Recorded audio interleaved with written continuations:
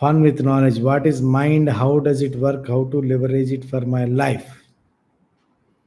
మీరు చాలా చాలా చాలా పర్సనాలిటీ డెవలప్మెంట్ విషయాల్లో క్వశ్చన్స్ కూడా ఇక్కడ అడుగుతున్నారు మీరు.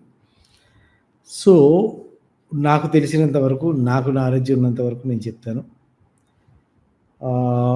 ఒక మొబైల్ ఫోన్ ఉందంటే, లెట్ అస్ సే ఈ మొబైల్ ఫోన్ ఉంది. ఈ మొబైల్ ఫోన్లో హార్డ్వేర్ ఉంది.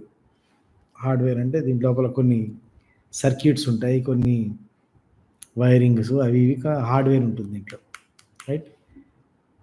ఈ హార్డ్వేరు ఇది జియో కావచ్చు, ఎయిర్టెల్ కావచ్చు, లేకపోతే ఐడియా కావచ్చు, ఇంకోటి కావచ్చు, నెట్వర్క్ సిగ్నల్స్ అన్నీ కూడా ఉంటాయి.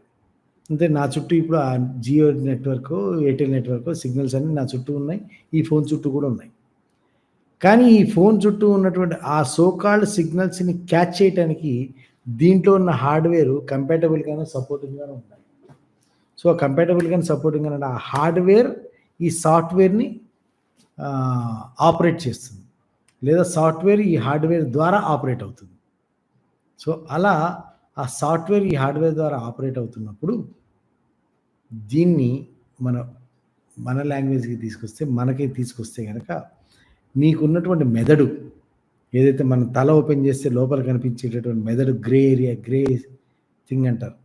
ఆ మెదడు ఏదైతే ఉంటుందో ఆ మెదడు హార్డ్వేర్ అవుతుంది. మీరు చేసే ఆలోచనలు ఏవైతే ఉంటాయో ఆ ఆలోచనలు మీ మైండ్ అవుతుంది.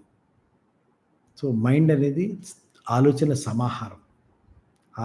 సమాహారానికి దానికి ఎక్కడ మీకు ఒక చూద్దాం కంటికి కనిపించేది కాదు సాఫ్ట్వేర్.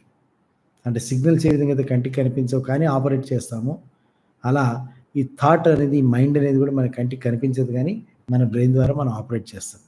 సో ఆపరేట్ చేసినప్పుడు అదేంటంటే లివరేజ్ తీసుకోవటం ఏముంది, ఇప్పుడు ఆల్రెడీ మనకి ఎటువంటి థాట్స్ మనం కలిగి ఉంటామో అటువంటి యాక్షన్స్ చేస్తాం, ఎటువంటి యాక్షన్స్ కలిగి ఉంటామో అటువంటి రిజల్ట్స్ మనం పొందుతాం. Thank you very much.